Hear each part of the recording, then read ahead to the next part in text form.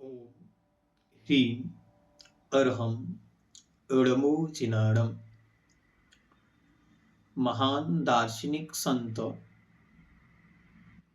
आचार्य भगवान श्रीमदुमा स्वामी महाराज तत्वार्थ सूत्र अध्याय 2 में मृत्यु के बाद किस प्रकार जीव नए स्थान पर जाता है, इसका पूरा विश्लेषण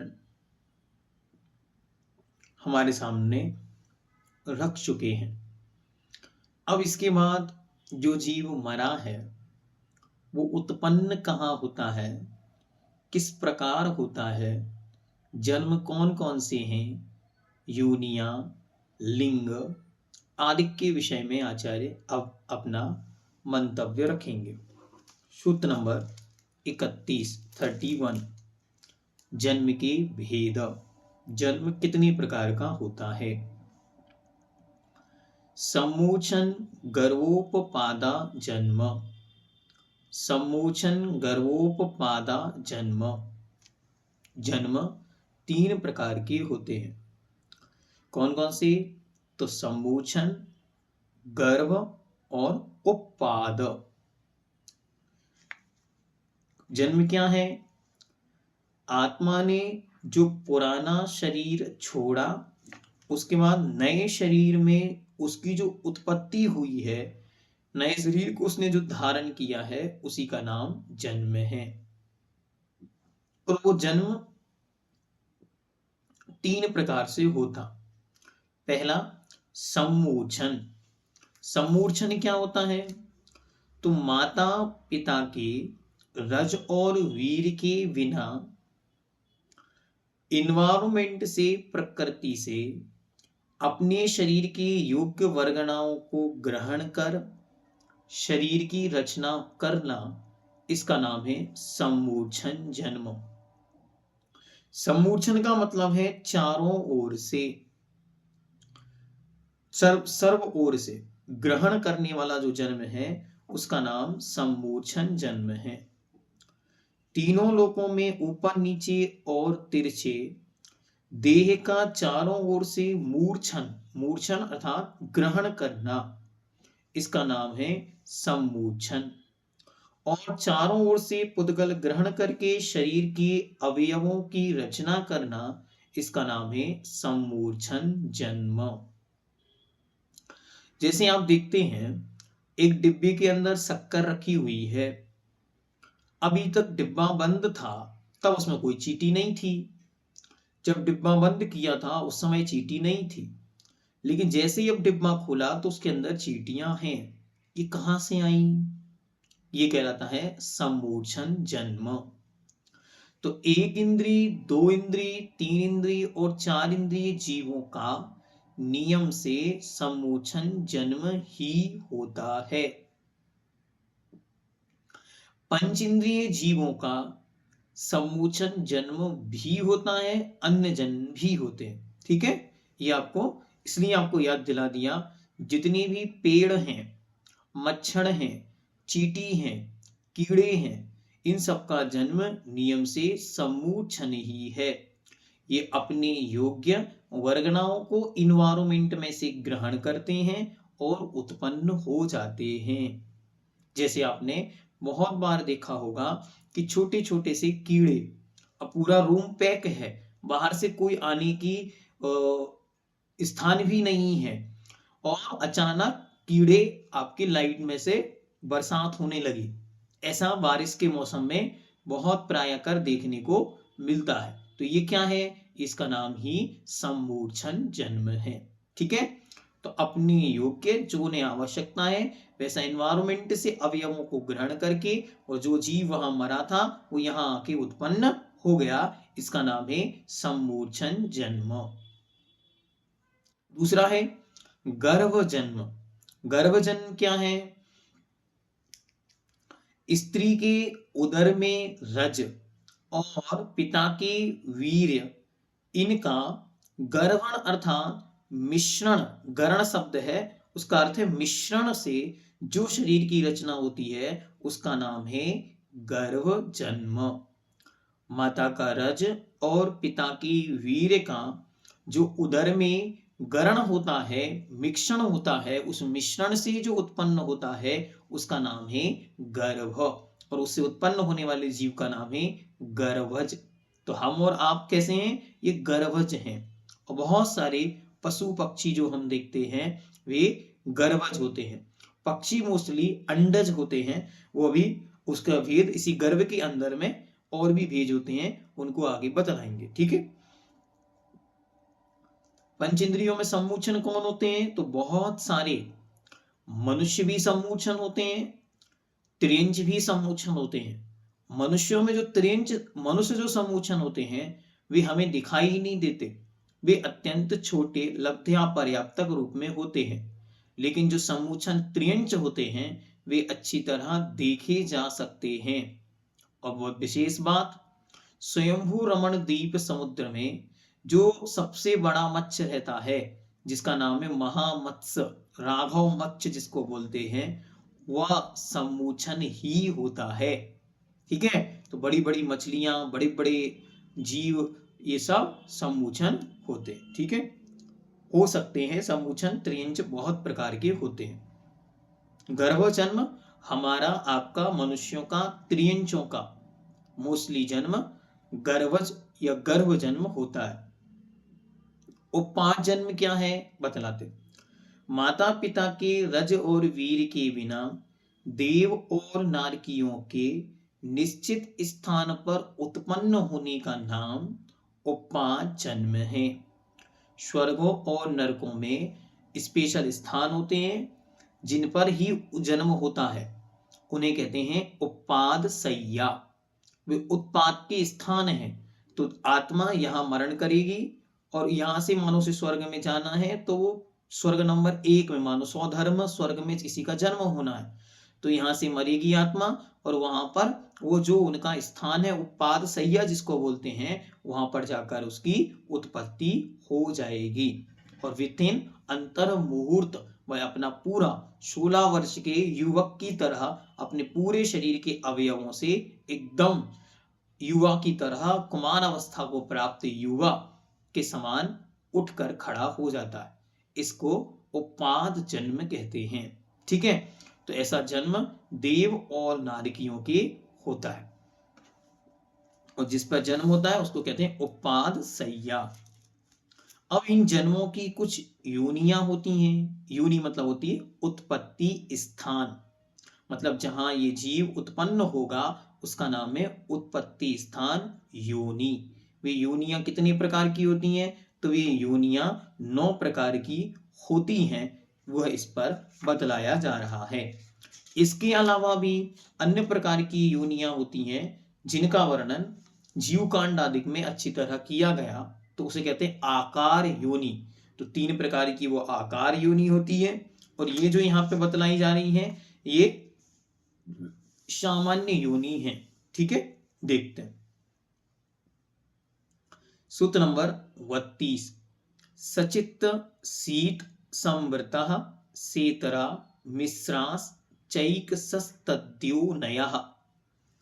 सचित्त शीत संवृता सेतरा मिश्रास चैकसस्तद्योनयः।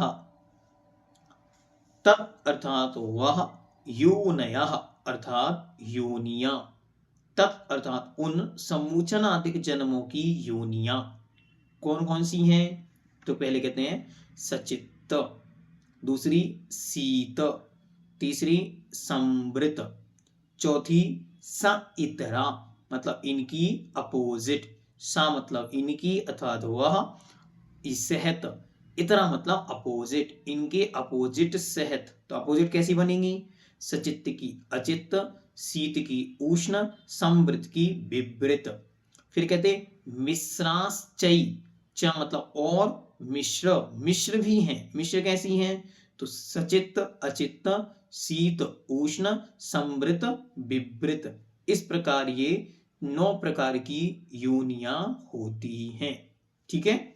एक सह च एक सह अर्थात एक एक कर मिश्र मिश्रित करनी है। सबसे पहले सचित्त योनि। चित्त मतलब होता है चेतना। तो चेतना से सहित जो योनि होती है उसे कहते हैं सचित्त योनि, मतलब जिसमें पहले से जीव हैं, वो कहलाती है सचित्त योनि।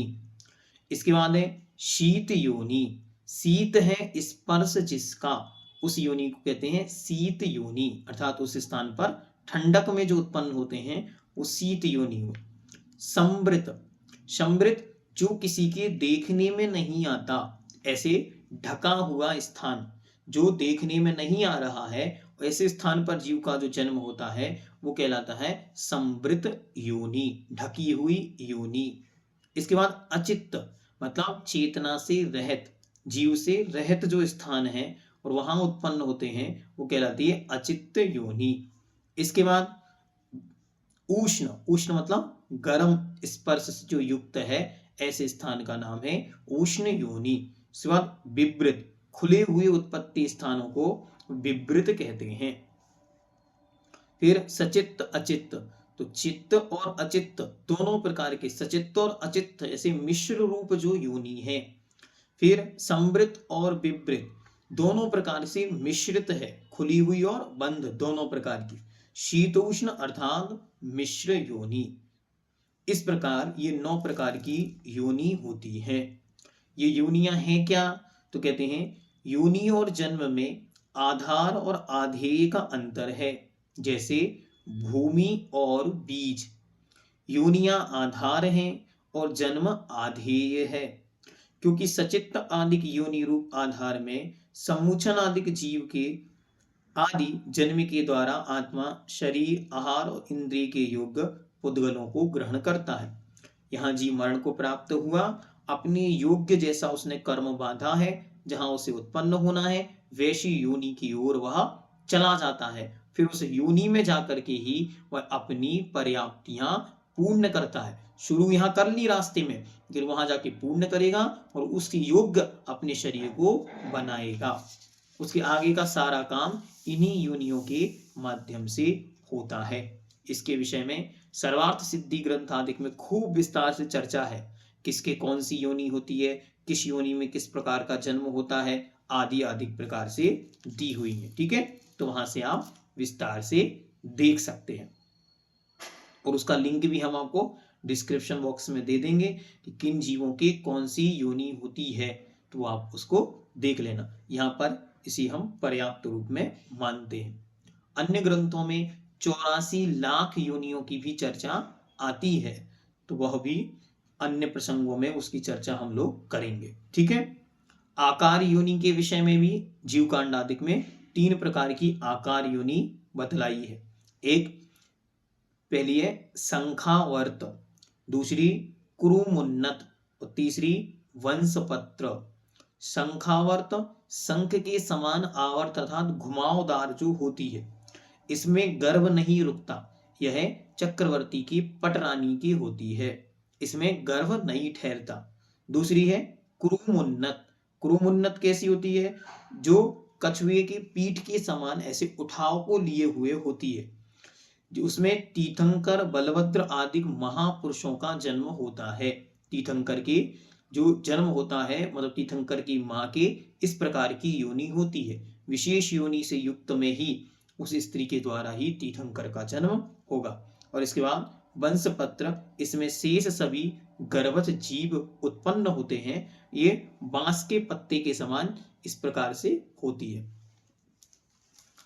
आगे गर्भ जन्म के स्वामी। अब गर्भ जन्म किन किन का होता है उसको यहाँ पे बतलाते हैं। सूत्र नंबर 33, जरायु जांडज पोतानाम गर्वः। जरायु जांडज पोतानाम गर्वः। पहला शब्द है जरायुज, दूसरा शब्द है अंडज और तीसरा शब्द है पोत। इनका गर्वः अर्थात गर्भ जन्म होता है। तो गर्भ जन्म 3 प्रकार का, एक जरायु, एक अंड और एक पोत। और इनसे उत्पन्न होने वाले जीवों का जरायुज, अंडज और पोत कहते हैं।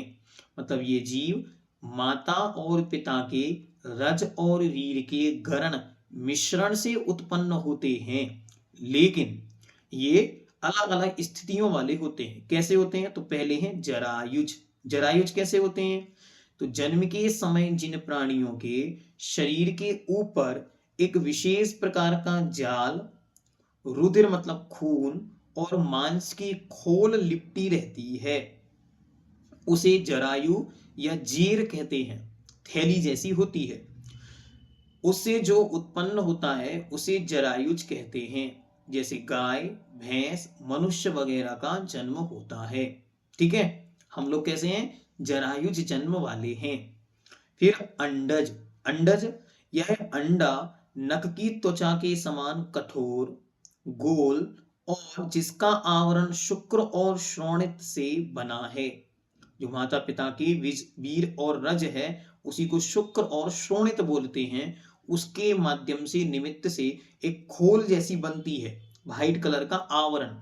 उस आवरण में एकदम कठोर आवरण होता है। उस आवरण के अंदर जो जीव उत्पन्न होता है, जो जीव अंडे से उत्पन्न होते हैं, उनको कहते हैं अंडज। जैसे चील, कबूतर आदि, इनका जन्म अंडे से होता है। तो जो अंडा है वो एक प्रकार का गर्भ जन्म वाला है। मतलब गर्भ के माध्यम से मिश्रण हुआ और फिर वह उसी में वो जीव उत्पन्न होगा। जरायु में एक जेर, एक थैली होती है रक्त की, खून की, उसके अंदर जीव उत्पन्न होता है और इसमें इस प्रकार से जीव उत्पन्न होता है। पोत, उत्पन्न होते समय जिस जीव पर किसी भी प्रकार का आवरण नहीं होता और जो योनि से निकलते ही चलने फिरने लग जाते हैं, उनके पोत जन्म होता है। जैसे हिरण, शेर, ये क्या होते हैं?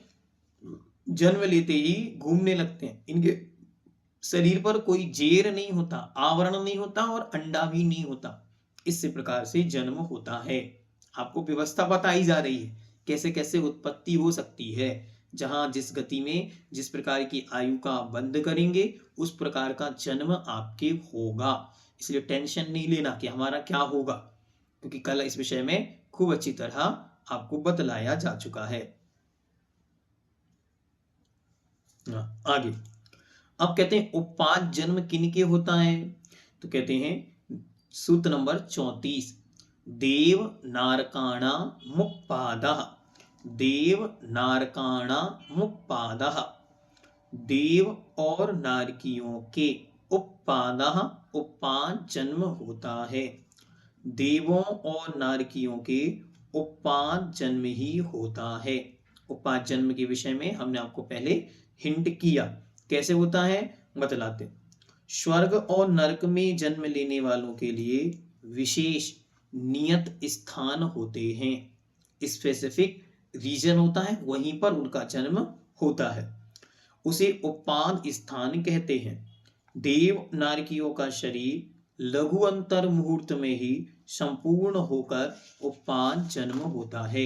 मतलब पूरा शरीर, जितना जिनकी ऊंचाई है, हाइट है जिस स्वर्ग नरक के हिसाब से, उतनी उनकी अंतर मुहूर्त के अंदर बन जाती है और वे परिपक्व पूर्ण रूप से हो जाते हैं। इसका नाम उपाद जन्म है। अब समूचन जन्म किनका होता है? तो सूत्र देते हैं, सूत्र नंबर 35, शेषाणाम सम्मूर्छनम। शेषाणाम सम्मूर्छनम, शेषाणाम बचे हुए जीवों का। कौन बच गया? तो कहते हैं गर्भ और उपाद जन्म वालों से भिन्न। शेषाणाम मतलब बचे हुए। कौन कौन बच गया? तो जिनका उपाद जन्म हुआ है और गर्भ जन्म हुआ है, इनके अलावा जो जीव बचे हैं, उन सब जीवों का सम्मूर्छनम, सम्मूर्छन जन्म ही होता है। शेष सब जीवों के सम्मूचन जन्म होता है। यह इस सूत्र का अर्थ हुआ। तो एक इंद्री, दो इंद्री, तीन इंद्री, चतुरिंद्री, कोई कोई पंच इंद्रिय त्रियंच और लब्ध्या पर्याप्त तक मनुष्य, इनके सम्मूचन जन्म होता है। अब भैया जी, एक इंद्रिय से चार इंद्रिय तक के जीव तो हमको समझ में आ गए, ठीक है। त्रियंचों में भी हम समझ रहे हैं कि चलो बहुत बड़े बड़े या अन्य कोई जीव हैं, उत्पन्न हो रहे हैं, लेकिन मनुष्य आज तक समझ में नहीं आए कि मनुष्य कैसे होते होंगे सम्मोचन। तो उन्होंने कहा लब्ध्या पर्याप्तक मनुष्य ही सम्मोचन होते हैं। लब्ध्या पर्याप्तक मतलब, लब्धि मतलब होती है योग्यता, और अपर्याप्तक मतलब जिनकी पर्याप्तियां पूर्ण नहीं होंगी। तो जिसने मनुष्य आयु तो बांधी, लेकिन साथ में अपर्याप्तक पना भी बांधा, तो उस जीव के पर्याप्तियां पूर्ण होने के पहले ही मरण हो जाएगा। जिसे हम कहते हैं एक श्वास में 8-10 बार जन्मियो मरियो भरियो दुख भार, ऐसी वाली स्थिति के साथ जिसने आयु को बांधा है, उस जीव के ही होगा। जिन स्थानों पर कर्म भूमि के चक्रवर्ती, बलभद्र आदि बड़े बड़े राजाओं की सेना मलमूत्र का क्षेपण करती है, तथा वीर, नाक का मैल, कफ, कान और दांतों का मल तथा अत्यंत अपवित्र प्रदेश, उनमें तत्काल सम्मोचन मनुष्य उत्पन्न होते हैं। ये जीव कहाँ उत्पन्न होते हैं? तो ये मनुष्य के शरीर से उत्पन्न गंदगी में ही उत्पन्न होते हैं। सम्मोचन मनुष्य स्त्री की योनि, काक, स्तनों की मूल तथा चक्रवर्ती की पटरानी के अलावा शेष स्त्रियों के मूत्र, विष्ठा आदि अशुचि स्थानों पर उत्पन्न होते हैं। केवल चक्रवर्ती की रानी के, क्योंकि उसकी संख्यावर्त योनि होती है, इस निमित्त से, अथवा उसके पास ऐसी विशेष कोई व्यवस्था है कि उसके अलावा बाकी सब के इस प्रकार से उत्पन्न होते हैं। तो ये सम्मोचन मनुष्य केवल इसी प्रकार से जाने जाते हैं।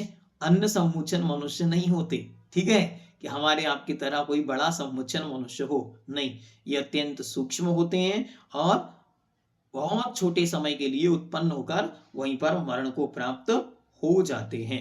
ऐसा इनके विषय में जानना चाहिए। अब भैया जी जन्म तो बता दिया आपने, उमास्वामी देव ने पूरे प्रकार के जन्मों को अच्छी तरह समझाया, किनके कौन सा कैसे कैसे जन्म हो सकता है। ठीक है, समझ में आया ना कि कौन कौन किस किस प्रकार से जन्म लेता है।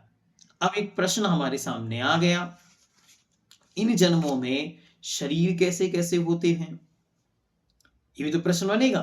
हाँ, तो अब इसी की चर्चा आचार्य आगे 36 नंबर सूत्र से प्रारंभ करेंगे।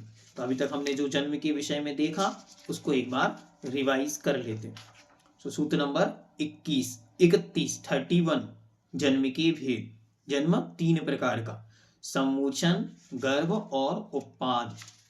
योनिया 9 प्रकार की, सचित्त, शीत, संवृत, साइतरा मतलब इनसे उल्टी, इनसे विपरीत, अचित्त, उष्ण और विवृत, मिश्र, सचित्त, अचित्त, शीत उष्ण और संवृत विवृत। गर्भ जन्म 3 प्रकार का, जरायुज, अंडज और पोत। उपपाद जन्म किनके होता? देव, नारकाणा, मुप्पादा, देव और नारकियों के होता। और बाकी जीवों का क्या होता? तो शेषाणाम सम्मोचनम, जो जीव इनके अलावा बच गए हैं उनके सम्मोचन जन्म होता है। इस प्रकार आचार्य ने जन्म के विषय में ये बातें आपके सामने रखी। इसमें सबके जन्म का काल, गर्भ का काल अलग अलग प्रकार से होता। विशेष बात ये जाननी है कि हम जन्म को 2 प्रकार से काउंट करते। एक तो जब कोई जीव मां के उदर में आया, मतलब अपनी पुरानी आयु समाप्त करके जैसे उसने अपनी नई जीवन शुरू किया, तब से ही उसका जन्म काउंट होता। दूसरा, वास्तविक जन्म उसका वही है, लेकिन हमारे यहाँ प्रचलन में वर्तमान में योनि निष्क्रमण, जब वो योनि से बाहर आ गया तब उसे जन्म मानते हैं। इसीलिए जन्म को काउंट करने की 2 व्यवस्थाएं वर्तमान में उपलब्ध हैं, लेकिन वास्तविकता में ओरिजिनली जब उसने पुरानी आयु पूर्ण की और नई आयु को धारण किया, तब से ही उसका जन्म आयु प्रारंभ हो गई, तब से ही वह नए जीवन में प्रवेश कर गया। इसीलिए हम किसी भी जीव की आयु को काउंट नहीं कर सकते कि ये कितने वर्ष का है अथवा कितने वर्ष जिएगा, क्योंकि उसकी आयु आज हमको दिखाई पड़ रही है कि इतने साल में उत्पन्न हुआ, इतने साल तक जिया, बल्कि उसकी आयु तो पुराने शरीर को छोड़ते ही नए को जैसे उसने धारण किया था वहां से प्रारंभ हो गई थी। यहां तक जन्म की चर्चा पूर्ण हुई। अब आगे शरीर की चर्चा करेंगे। जैनम जयतु शासनम।